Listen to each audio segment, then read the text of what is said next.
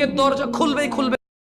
যদি তুমি জীবনে বরকত পেতে চাও, সম্মান পেতে চাও, হৃদয়ের প্রশান্তি পেতে চাও, জেনা ব্যভিচার যেটা প্রেম দিয়ে শুরু হয়, জেনা ব্যভিচার যেটা প্রেম দিয়ে শুরু হয়, নজরকে হেফাজত না করার কারণে, চক্ষুকে নিম্নগামী না করার কারণে, চোখ দিয়ে যেটা শুরু হয় এটা তোমার শান্তি নষ্ট করবে, এটা তোমার রিজিক নষ্ট করবে, এটা তোমার এই শিথিলতা, হৃদয়ের সুকুন, প্রশান্তি, নীরবতা, এটাকে বলে কি স্থায়িত্বটা নষ্ট করবে, স্থিরতা নষ্ট করবে এটা।